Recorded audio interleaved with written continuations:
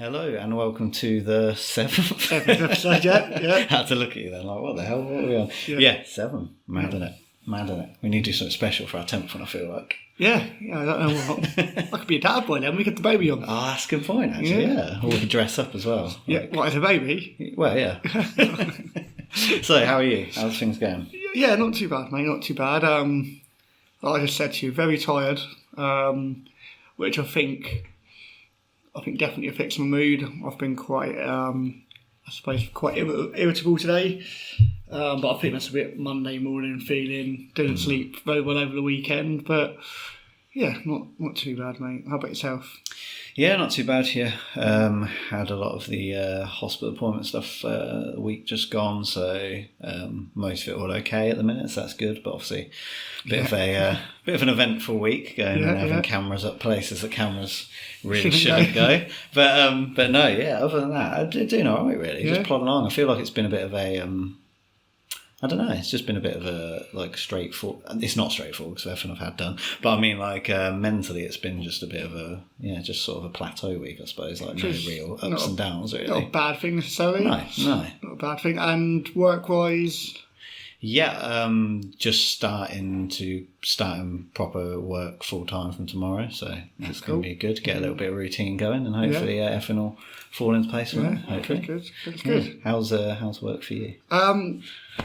Yeah, I better not say too much. I'm wearing my logo. Works. So I think the way works. Just sort of going through the motions at the moment. I think just looking forward to being off with the baby at the moment. I think that's just, I suppose work's not got my full attention at the moment because of waiting, if that makes sense. Like, we still potentially got 5 weeks left. 5 weeks tomorrow is the due date. But from what we've had sort of appointments at the hospital, we reckon it'll be before that. So I think it's just want it to hurry up now. Bit of a waiting game, isn't it? Yeah. I think, we said like the initial bit when you find out is really exciting because you're telling everyone. And then you've had this bit of low at the moment where it's like, okay, like, come on, anytime. But yeah, work's work. I did, just going back to, because I think it's what we're going to focus the episode on at the minute, but I did have my first session of CBT on Thursday as well, I forgot to mention. Yeah. That went well. It was just obviously going through the sort of questionnaire bits and trying to think of a bit of a plan, things that we'll be going through. But it was good. It was nice to finally just, I think it sometimes takes a while for you to build up asking for help, so it's nice just to walk in there and be a bit like, shush computer, just be a bit like, here I am, I'm finally asking for a bit of help, so that was good. It was a little bit of relief. Yeah, so that's what we're going to talk about today, so I suppose a good place to start is with that. Is that the first form of counselling that you've ever done? No, I've actually done 2 before this, one being CBT and one was just like and I don't really know what you'd call it, but just normal counselling, but it kind of wasn't, they didn't really touch on the subjects that I wanted them to touch on. They couldn't let go of, like I was saying before, they couldn't let go of the fact that it was caused by stuff, even though I'd stopped it. So so that kind of left me a bit frustrated, actually, and I think it made me not believe in like counselling and stuff necessarily. But then I did CBT after that, and that did really help. As from what I remember, it really sort of gave me, it gives you strategies, doesn't it? It gives you little tools in your toolbox, as I like to put it, to help you. So I've got a lot of those. I think I just struggle with putting them into practice every day. Yeah, I mean, I'm very much, or was very much the same as you. God blimey, is going back probably about 15 years, sort of started counselling. A friend of mine's next door neighbour was a counsellor. Had sort of 2 sessions and thought, basically, but let's, I'm paying someone to make me feel worse, because that's initially when you leave, you do. So to feel worse than before I came in. So I sort of done 2 sessions and never bothered. And then same with medication. I was always very much against taking medication. I didn't want to be dependent on it, but I'm now very much, I take 2 sorts of medication. I couldn't tell you the name of them, but I take 2. They're never easy names either, are they? Why No, is it never like that's what I mean. tick When people ask or that. tack? Why is What it? have you tried before? Yeah. I don't know. Can't remember.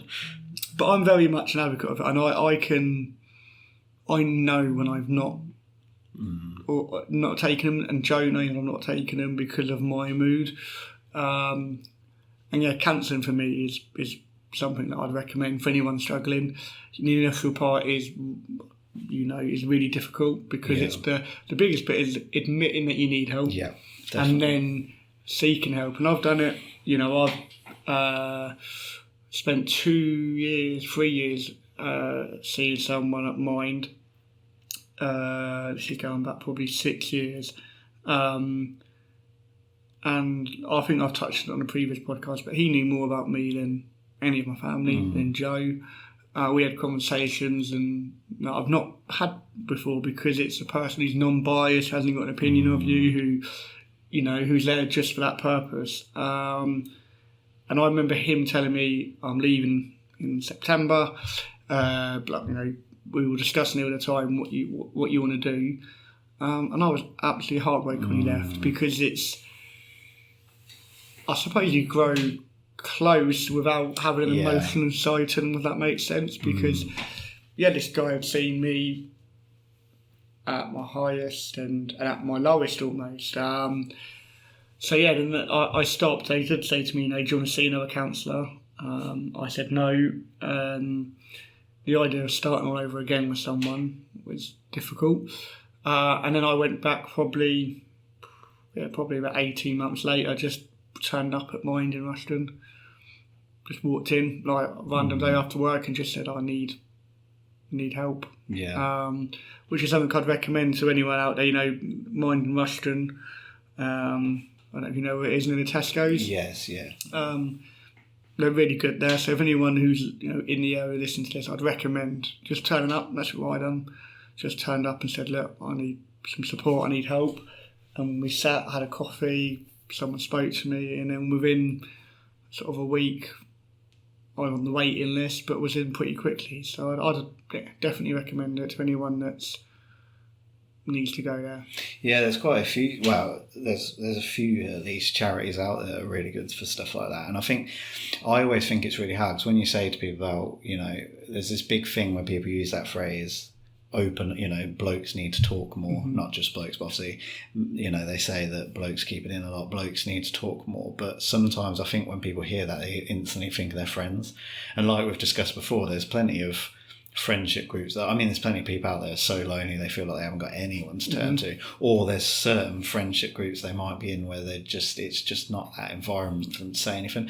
And there's just just think about these charities and stuff. I suppose some people could find it harder to talk to somebody they've never met before, especially if you're a bit of a shy person or whatever, but just take the leap. Like you say, as soon as these are, at the end of the day, they're professionals, aren't they, really? Like, as soon as you go in and say, I need help, they're not just going to push you out the door, they're going to welcome you with open arms. But it can be really scary. But, it's like Samaritans and stuff, like the amount of lives they've saved and stuff. It's like, if you're really at that point, just speak to them. Just, even if you still have intentions of carrying on the way you were afterwards or, whatever, it's just like, make that call.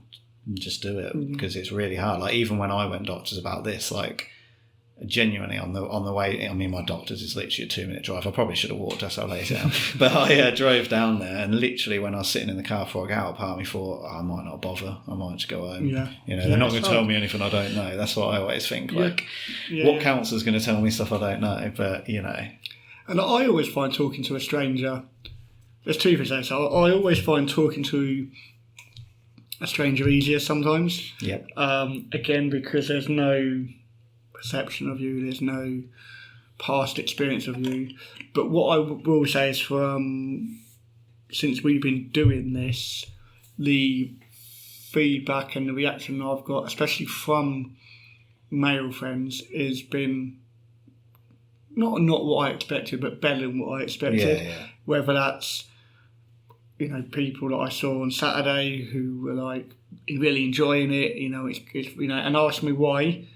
And then the lads at football, they all listen to it, or a lot of them listen to it, and one of them said to me on Saturday, why are you doing it? And I told him, because us as blokes don't talk. And then he touched on his mental health a little bit.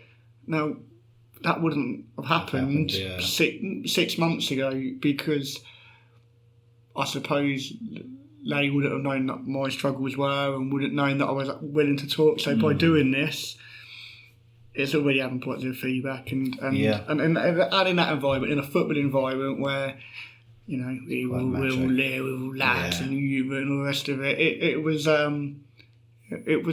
It was. I won't mention the guy's name because he might not want me to, but yeah, he said that it helped him, which is nice as well.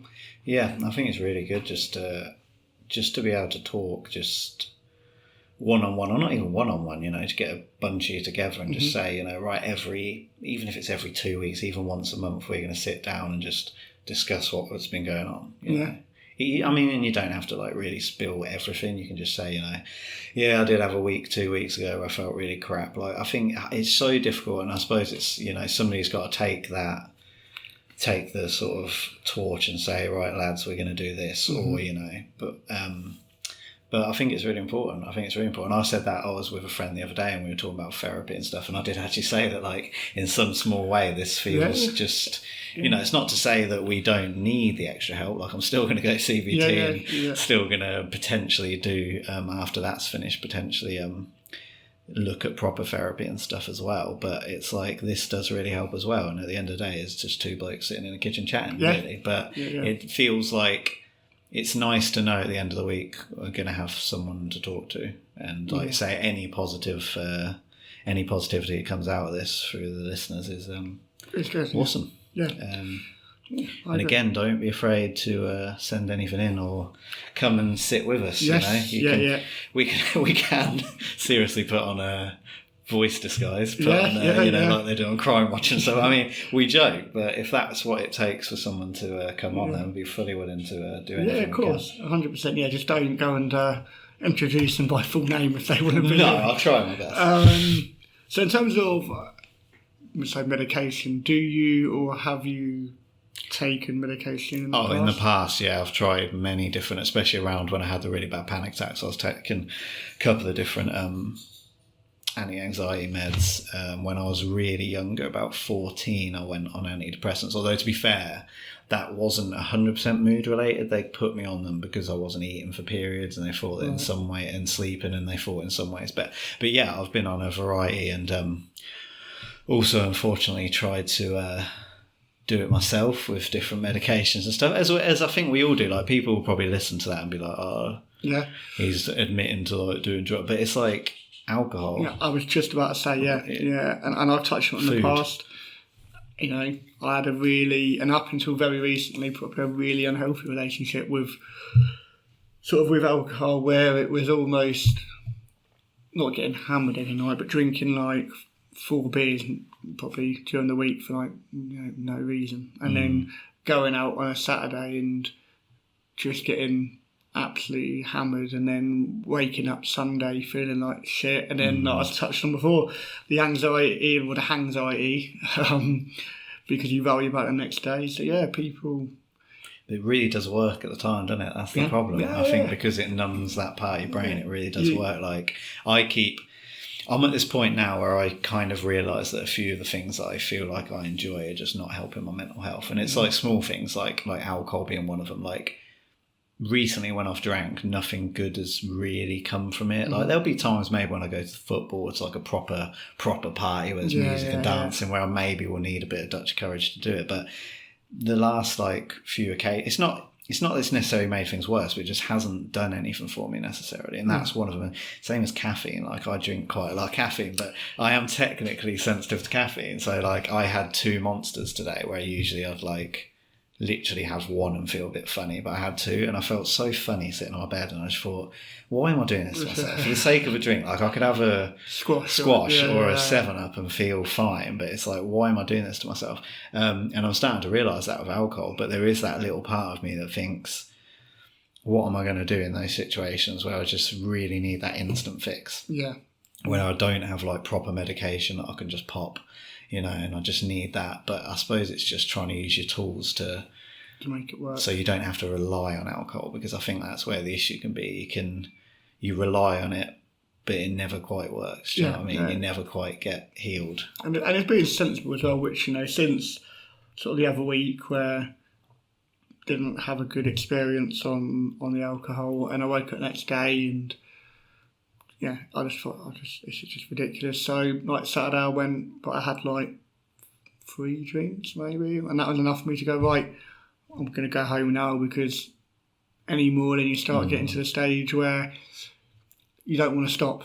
Yeah. And I think, but I definitely think people do, whether that, and people also do it at the gym, the gym is something, I mean, as you can see by my physique, I'm not a gym goer, but people do use the gym to or work. I know people who have have gone through breakups and have thrown themselves into work because it's just a form of distraction, 100%, yeah. It's just like focusing your mind on something and becoming obsessed with it to try and numb the pain, so to speak. And like food's a big one for me. Like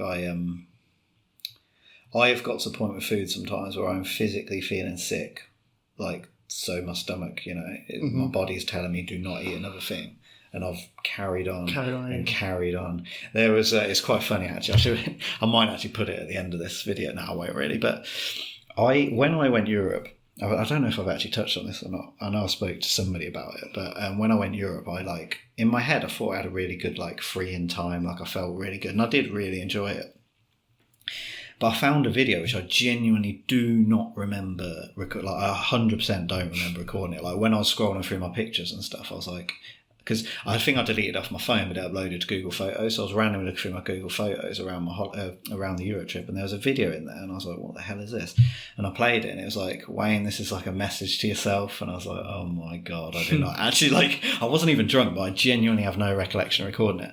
And it was literally me saying, sort your eating out. It was like, you have spent the last 3 days, you're running out of money, you've spent the last 3 days binging, you've been feeling physically, I do remember feeling really sick on 2 occasions, pretty much from eating too much.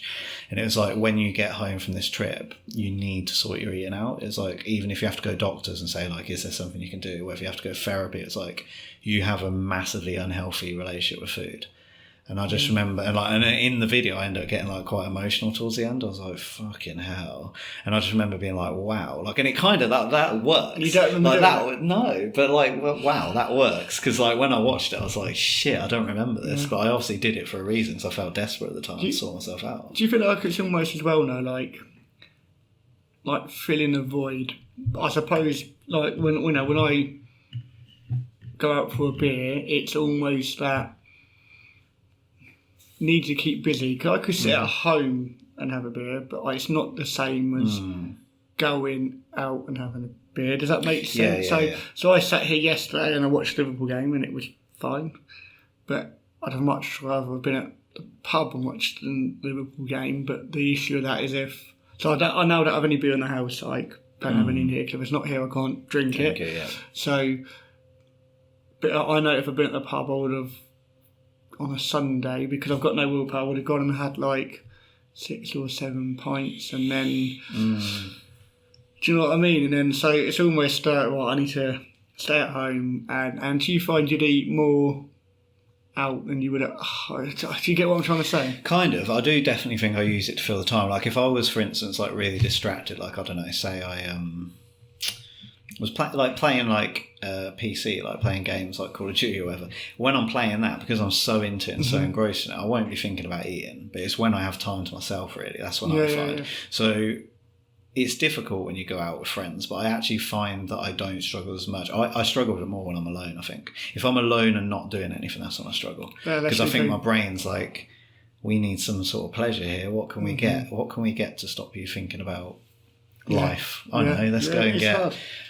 Let's go and spend 15 quid on McDonald's and eat, even though you've just had dinner 2 hours ago. That's the type of thing, and it's still an issue. I'll go through waves. That's why my weight fluctuates so much, as people that know me may know. But it's because I'll go through waves of dieting really hard for 3 months, where I'll cut my calories down to 1,800 and pretty much starve myself, and then I'll come off it and go absolutely mental and consume like 7,000 calories a day. I do things in extremes. It's tough, isn't it? It is tough. So you're not on any medication at the moment. Is that because you're opposed to it, or just because you're good fear? So I'm on. I never said so. Had to look. I've actually Joe's upstairs, so I've got to have a look. So I take at the moment mirtazapine and propranolol. Propranolol, if I'm pronouncing that correctly. Sounds right.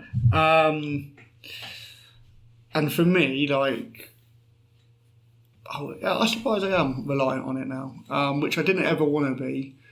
And I suppose at some point, I'd like to maybe be, by next Christmas, I'd like to not be on anything. But what I used to do is I'd take them for 3 months and then start working and then just go cold turkey, which just doesn't work. Yeah. So I'm very much, I would recommend medication. I definitely think it helps me, but you've got, a fear.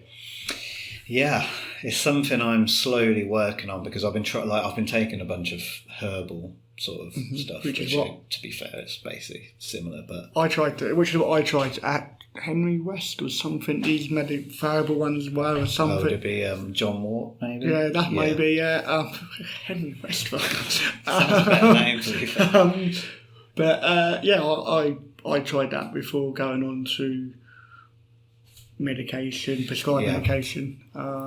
Again, I suppose a little bit of, I didn't want to be sort of, well, it's not numbed, but I suppose that's what it does, and I suppose in a way maybe I need to be numbed. Yeah, that was my thing as well. Like, because I started,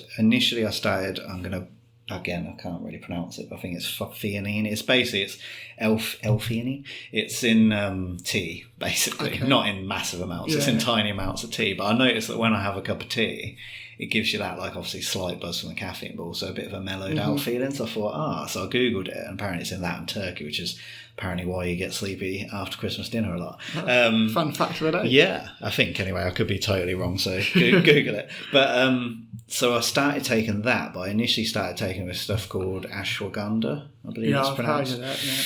But that was my worry with that. And again, it comes from, like, instead of me doing a bit of trial and error, which is what I used to do when I was younger, and obviously in some ways got me in a bit of trouble, I now just Google the shit out of stuff. So I wanted to start taking that because I'd heard good things about it, but then I started reading about the horror stories, and that was one of the things they said with that, is that it can really make you numb to the point where you just don't care about anything, so you got the loss of the joy, basically. People are like, let's go watch football. And I thought, I don't want that, because I like my lust for life. I like the fact that even though I can be a bit miserable, git, and find the negative and everything, there's also a big there is also a big part of me that, like, can find the, like, joy in everything. Yeah. So I didn't want to get rid of that. So I started taking that, but then I slowly came off of it and started just on the L-theanine stuff. But that kind of, you only take that as and when you need it. So if I was going to something that was going to be a bit nervy, I'd take it half an hour before that sort of thing. I think I actually had it just before I came. Just because I was that scared of doing a podcast. I've taken loads of medication. I obviously was signed off last week and spoke to the doctor on Monday, and they said about reviewing my medication. They went through what I've had in the past, and I've taken everything, and some of it, I get side effects of most medication. Yeah. This one I take now, before I go to sleep, so I don't feel the side effects as much. But I've taken medication before where you want to take it after eating, and I'd literally take it and would lay. I took it at work once, and they tried to send me home because I was not out of it, but my head was just all over the place, but they couldn't send me home because I couldn't drive, because literally I'd have to just lay under my cover for an hour, make me feel, and that's when I thought, no, I'm not doing this. And eventually I found one now where the side effects, if there are any, they're not massive. But yeah, like I said, if I don't take it because I'm still really shit doing it, is run out medication and then not taking the prescription in. And then after a week, Joe will go to me, "You're not taking your medication, are you?" Yeah. "Well, yeah, I am." "No, you're not, because you've been a dick." And I mean, I'm a dick when I don't take my medication, but even more so if I haven't taken it. Yeah, I mean, different people, but me, I suppose I'm quite in a bit of a sad one. I'm always dependent on it now, which is something, again, maybe need to look at further down. Look, I don't want to take it forever, but it might be the case that it's what I need to... And if it's not detrimental to you, then No. maybe that wouldn't be a bad thing. But do you feel like it's really helped then? You really... Yeah. Do you know? I know you said Joe obviously knows. Yeah, 100%, yeah. 100%. You agree 100% Yeah. agree with that. And I don't know if some of it, this is going to sound ridiculous as well, but is mentally. I wonder whether or not they just gave me a... Placebo, like... Yeah, like if they just gave me a packet and it said Mirtazapine on it, but inside it was Tic Tacs or whatever. But in my head, I'm thinking I'm taking this medication, whether or not... But then does it matter if it's having... That's No. what I always think when No. people say about stuff being a placebo. It's, well, if it's working, then who cares? Yeah. Because our brains are so powerful. Like, I mean, placebo is just proof of that. Like, I've actually had that. Like, when I was younger, I remember somebody put... I can't remember what it was, but some stupid drink together and told me it was alcohol when we were out drinking. And I genuinely felt absolutely smashed off my face. And then they turned around and told me there's no alcohol in it. And I was like, what? And it's just crazy what your brain can do to you. Yeah. And I think that's, again, a testament to why, because I know, like, I've had first-hand experience through the panic attacks of how ridiculously powerful our minds can be, is part of the reason I'm so scared of taking stuff. Because I know, for instance, when I went to Amsterdam last time, I refused. I wanted to, kind of, and we did walk around as if we were going to go to a coffee shop, but then I was actually like, no, I don't want to do this, because if I get it in my head, even the slightest thought, like I could have a bad reaction to something, I'll have a bad reaction to it. Yeah. And that's the same with, you know, it's weird, like I can take these herbal medications and for some reason maybe it doesn't do it, or maybe I choose to take them when my mind's like not really thinking about it, but I can take them and feel fine. But if you said to me now, like, have one of my, or if I went doctors and they said, here's an antidepressant, I know I'd go home and think, what the fuck is this going to do to me? And that would make, even if it didn't have the effect, it would make me feel like something was wrong, that I was having an allergic reaction, and it comes from my past, like I know what it is. But I think we're very different. So you're very much someone who, I suppose, likes to know exactly. So I don't read. I mean, I take this medication, don't even read the side effects. I just read it. Don't take 2 a day, right, and that's it. Whereas I'd imagine you sat there with the whole manual out on the side and Googling it, like you said. And whereas your way is probably better than my way, because I couldn't tell you what I was taking. But it's weird because it is in the end, like I vet. It's so funny, I say that I vet like everything I put in my body. It's like with that ashwagandha, can't pronounce it, did so much research. Obviously there's a lot of negative, but I thought, you know, I'll give it a try because I put positive. With this other stuff, I was looking, like I say, I would literally spend hours and hours reading about it. But then when it comes to stuff like food, don't give a fuck. Yeah. Do you know what I mean? Like, I don't care how processed this food is, shove it down my throat. Alcohol as well. Like we all know that alcohol can actually, well, they've done studies recently or in the past that have said that like no amount of alcohol is really a good amount. You know, they say like a glass of wine a day makes it, it's like it doesn't. Like alcohol is not good for your brain, like at all, and body and liver. But I'll just throw any amount of that down me. Do you know what I mean? It's where even like smoking, like in the past couple of years, there's been many occasions where I've been out and someone's offered me, which I wouldn't do when I'm sober.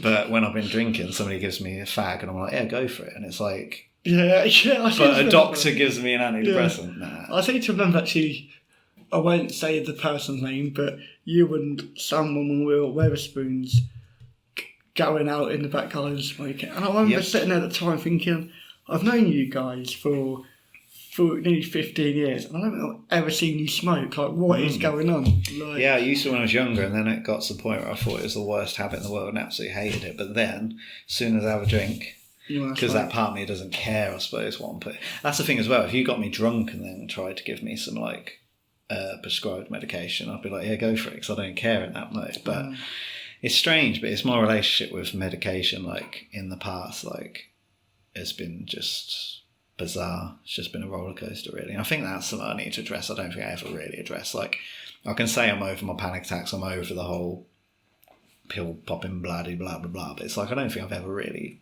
been through it with somebody. Yeah. So it's different, isn't it? I mean, two people. So I mean, I suppose at the moment I'm very, I wouldn't say pro medication, but would say, yeah, like if you're struggling, take it. Whereas you're a little bit, no, not no, sure. like in the general population, I know it works, and like I say, when I've done it back in the day when they first gave me panic attacks and stuff, it did like seem to really help my baseline anxiety, I'd say. So I'd still have the massive panic attacks, like if I felt my heart was racing a bit, it'd send me crazy. But my general anxiety was better. I'm a big proponent of it, but I'm not. I'm just scared myself. Yeah. That's genuinely it. Like when I went to doctors recently, like before he even mentioned like talking therapy, it was like, let's get you on something. I was like, let's do the talking therapy first. Yeah. And they've got, I mean, they should know to be careful about that type of stuff with me as well from my I think that's the easy option, isn't it? And even when the last 4 months, I've really struggled with mental health. So I've had quite a lot of conversation with doctors and nurse practitioners, and the first thing they say is pick your medication. You're like, I'm already on it. Well, let's change your medication. Because the medications, and I can't say, it's the only one that I've had that doesn't make me feel sick and doesn't make me feel blah blah blah. And no, you're not listening. Do you know what I mean? Like, what I'm taking is the only one that doesn't make me ill. You can see from my history, I've taken all sorts of medication, but what I will say, I had someone ring me up on Monday from the doctors, someone I'd not spoken to before, and it was actually really refreshing because they actually spoke about what's going on in your life at the moment, why are you so stressed, why you got this anxiety, why have you got, and talk you through it. And then they said, because it was about whether I go back to work or not, they said, I don't believe you being off work is going to benefit you. I think you need to be, which is, they're probably right. And I did sort of say to Jo about it, because she sort of said, you're going to go back to work or not? And I sort of said, I think I need to, as much as I don't enjoy it particularly, I mean, who does? I always need to have something to do that busy part, I think that's probably, I know we've touched on, and that's why, we go out and drink and we eat and we do what we do. People go to the gym because people don't like that. Being alone with your thoughts. Yeah. Anyway, you were saying you had your first CBT. Yes. On your first of this session. Yeah. I mean, first thoughts, first. Yeah, how can I put this? I think me just going and doing it is going to help me regardless of what I get from it. Does that make sense? Mm-hmm. So it's like just me, sounds silly having the balls to do it, but just me having the balls to do it is going to benefit me. Me showing up, I think I'm only doing it for they want to do it 4 to 6 weeks, I think. Yeah. But me just showing up for those sessions and being a bit vulnerable is going to do me the world of good, regardless of whether they tell me something that's going to help. Do you know what I mean? So yeah, I'm really proud of the fact I just did that. So quite happy about that, really. Yeah. So you think you'll go back? I do, and I was thinking about it because I'm a bit of. I really like face-to-face, hence like doing this and stuff, because I suppose we could have done this over laptops and stuff. But part of me is thinking about maybe like trying it afterwards with one of the online therapies, like BetterHelp or something. Yeah. Sponsor us. But like just continuing it. But obviously I just, in some ways, I'm always one of these people who wants to do stuff on my own terms, if you know what I mean. So it's like they're booking these sessions and that's cool and everything, but I'd like to be able to like right now I want to talk to somebody. So I'm feeling maybe doing it over text and something like that might help. Yeah, I was just trying to think. Someone I was talking to said that their partner is qualified as a mental health nurse, but I can't think who it was. So, really? But what I would say about, so from personal point of view, so my counselling before COVID was face-to-face. After COVID, it was over the phone. My CBT was actually over Teams because it was in Corby, and with work and what I had available, I couldn't get to Corby from work in time. So you definitely get a lot more face-to-face. Face-to-face, yeah. I do agree with that. I just think that maybe it might just be an alternative for me to like try it, really. Yeah. If the CBT doesn't necessarily 100% fill my needs, which, you know. Yeah, that's just me. I mean, I know that, you know, when I was on face-to-face and you're in a room, I mean, you can walk out, but you've got nowhere to hide. That's true. Whereas on the phone, and especially on the phone, you'd find yourself like watching TV or, you know, not really paying attention. I suppose the key would be to treat it like a real session. And to just sit in my room with the phone there and say, right. But it's hard. It is hard. And one thing face to face as well is that they're trained to read you. True. And that's true. the first person I want to see would done this thing for a long time that threw me off. I hear to say, how are you? And I go, yeah, I'm good, how are you? And he'd just go, And he wouldn't say nothing, and I used to find it really weird. But that's obviously him. Technique. And then afterwards I said to him once, I was like, mate, like, it throws me when you do that. And he said, you're not here to ask me questions, I'm here to ask you questions, which I get, but it was like, you know, like you're uncomfortable. I'm like, what's he looking at? I've got something on my shirt, do I smell? Like, but yeah, I mean, as much as, if Teams is obviously, for some people it's the only option, because some people can't, but it was similar to me, couldn't get to Corby where it was based. I just couldn't make the times right, so it was over Teams. I think I probably not lost interest, but yeah, maybe I lost interest quicker than I probably would have done had it been face-to-face. No, I do agree with that. A lot of it as well comes down to money as well. I think a lot of online ones, unfortunately, can be cheaper than trying to do it private if you can't get it through the NHS, I think. But again, I suppose it's something they can't change. Like, everyone's got to get paid, but it is. I think that can be a massive waiting list, and money can be a big obstacle for that, which is why it's like, speak to the charities, even if it's just to have someone to just spill the beans to, or talk to friends, family if you can. I mean, I personally find it really hard to open up to my family. I think I've discussed that before. But, you know, there's a lot of people out there that can. So. Yeah. See, I'm not good at it either. I find it, and even to Joe, you know, we're married, and you should be able to tell, you know, but I do find it difficult to, I suppose, let my guard down and show the weak side. And like I said, Joe's sitting me at my highest and at my lowest, so it should be the easiest person to talk to. But sometimes it's the hardest person to speak to. Are the ones closest to. Yeah, definitely. That actually kind of ties in to the fact that we've had our first. I don't know if you want to call it question story. I think this one is a question. I actually have 100% read all through this. We got a message. I think it was actually like this morning. Yes, this morning. Our first question from a listener. Okay. It's somebody that doesn't know us personally. So they want to remain completely anonymous, though, because the sensitivity is the first part I read. So I'll read it out. Like I say, I've only read, I think, the first half of this. So yeah, so I'll read it out if that's cool. Yeah. Okay, so it says... Hi guys, liking the podcast. I saw a video on TikTok and I've been catching up on the episodes. I heard in the latest one that you mentioned people sending in questions and that for you to read out. I have a quick one if you don't mind me asking you, but even though I don't know you in person, I would prefer to remain completely unknown as this is quite a sensitive subject. You spoke a lot about making sure you have someone to talk to. I'm struggling a bit at the moment as I don't really have many close friends. However, I do have a fiancée that I have been with for over 6 years. My issue is that I feel like she should be the one person I can talk to about my issues, but I actually find it really hard to talk to her.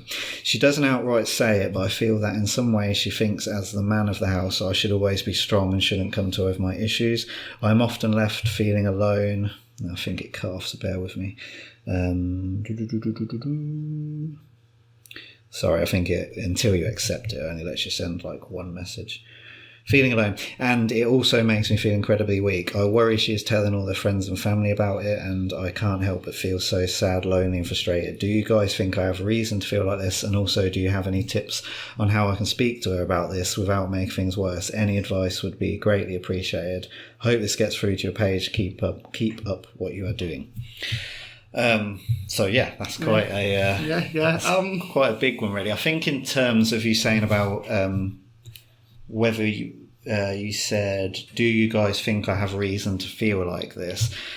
Of course, I don't think you should ever feel like you can't feel a certain way. Like, just because something might not necessarily be like 100% reality and not true, because you're feeling it and it's affecting your thoughts and your feelings and even like your body, like that is your truth. So you should always, like, you should never feel like you don't have a reason to feel the way you feel. So that's what I would first say. Don't feel like that, because then you're just putting two things on yourself. You've got these feelings and you're also feeling sort of bad, or like you shouldn't have these feelings. So, you know, if that's the way you feel, that's the way you feel. Yeah, definitely. I think when he said, like, it is the way he should feel, I've just sat here and said that speaking to Joe is one of the hardest people to speak to. But I also know that I have done, I'll be honest, because I think we should be honest. I came home not last week before, and just broke down in tits to Joe because things going on with different things, and it all got to me. So I know that if I want to speak to Joe, I can. I think if you go to your fiancé and she judges you for having emotions, and this might be really out of order, I'd argue she's the right person. Like, you know, that one person that you should be able to go to, you know, through sickness and health and, you know, through the good times. I think it's really difficult because obviously we don't have too much information here, but it's like, I would want to kind of know if this has been going on a long time, whether you used to feel like you can talk to her and now you can't, and also whether whether you said that she hasn't outright said it, so maybe this could just be your interpretation of it.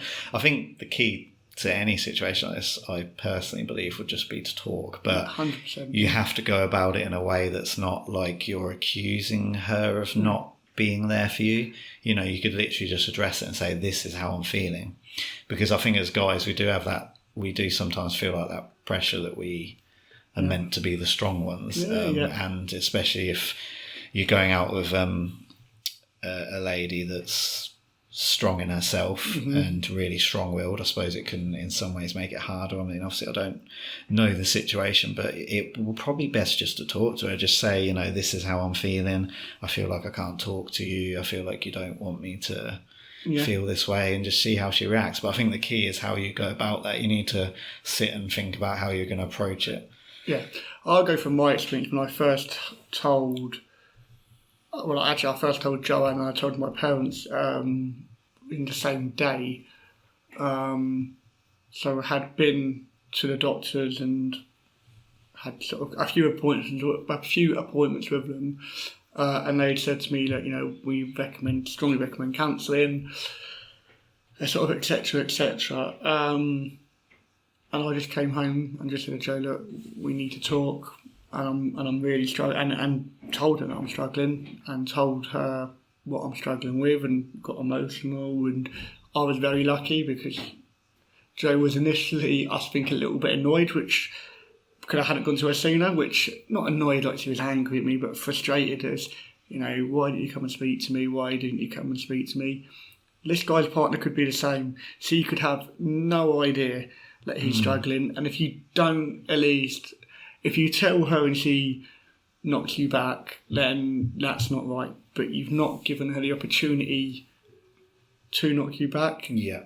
You might just be reading too much into it. And I do it as well. Like, I'm the worst overthinker in the world. You know that. You know, he might be thinking, you know, they're already being off with me, or my advice would be to set her down and be honest. Yeah. Especially if you see a long-term future. You can't hide it forever. No, exactly. And you're saying about like feeling like it's sort of demasculating, or that, you know, you're worried that she thinks as the man of the house you shouldn't say sort of things. If she hasn't outright said it, again, that could just be your interpretation. Your worry about feeling like you're not man enough. And like I said, you said you don't have many close friends. You know, if there is anyone out there you can talk to, even again, I mean, even if it's just a stranger, even if it's just carry on messaging us on the page, like, you can talk to somebody about it, but at the end of the day, the person that you really need to have the conversation with is her. But just don't go about as an accusation. Look at this as you wanting to say something and not feeling like she's going to be there. I mean, there's two choices. You either go about it saying, I don't feel like I can say this, or just go and say the things and then see for yourself. You could open up and be really vulnerable and her be there for you. It could be the best thing. Yeah. And also he says that he doesn't feel like he can talk because of a man. We've all done that, you know. It took me years to admit to anyone that I'd got a problem. So it's not necessarily, he probably thinks the same as we have all thought. I could talk to so-and-so, but they don't want to hear my shit. How much have we all done that? And I still do it now when I talk to people and they go, you okay? Yeah, I'm good. And you're not, but you think, oh, they've got enough to deal with. And I know that you've said to me in the past that, you know, when I've said to you, why haven't you spoken to me? You know, well, you've got this going on. You know, Joe's pregnant, getting married. But unless you tell people or reach out, you'll never know. She could be sat there thinking, my fiance's the happiest person in the world. It happens, you know. So my advice would be, personally, would sit her down. Don't accuse her. Don't say, you make me feel like I can't speak to you. Because that could be taken the wrong way and it could put on the back foot straight away. My advice would just to sit her down and be honest. Say, look, I'm struggling. And I need to talk to you. My advice always would be to seek help from, if you haven't, from a GP and speak to them as well. Yeah, because I mean, this could be an underlying. I mean, only you know this. We really appreciate you sending the message, but only you know this. Like, if you feel like this could be an underlying issue with you yourself, as opposed to it just being, you know, like you're almost reflecting on her, when really it could be that you don't feel, a certain way, or you do feel a certain way, but instead you're, you know, looking at it from the perspective of this relationship. Because sometimes in relationships you have to work on yourself separate before you can, you know, 100%. Go to the other person or sort things out together. Unfortunately, that's how a lot of it works. But we really do appreciate you sending it in. And feel free to send us some more, and, you know, we'll carry on, answer any of the questions that we've kind of in a roundabout way asked. Yes, and I said you can, like this person has, and the one we had, another one who said the person's name then, another person a couple of weeks ago who messaged in. Yes, we did, sorry, I keep saying this is the first, it's actually technically the second. And we read theirs, and that's someone that we both know, and we kept them anonymous because that's what they want to do, so that's absolutely fine. And like you said, if people want to come on and have their voice covered over, again, we can do that. You know, we laugh, but we can do it. That's what people. Well, you can do it. I can do it. You can do it. Yeah, no, we 100% can. I mean, it's good. I think that in some ways, just putting it out there can really help. You know, I mean, hopefully, in some ways, just us speaking about this issue with this person has helped. Yeah. But yeah, feel free to, like I say, just send a message. It can be anonymous. And you've also, like you said, you've got the online counselling, who's Nemo and Better Health, who do a lot of podcasts. Again, sponsor us if you want to. We will tag you in our podcast. There are other ones available, by the way. That's just the one that I've heard of. But yeah, reach out would be my advice. Yeah, definitely. Cool. Right, I think we're closing in on time, so that's probably a good place to stop. Before we do finish, obviously we try and do these weekly.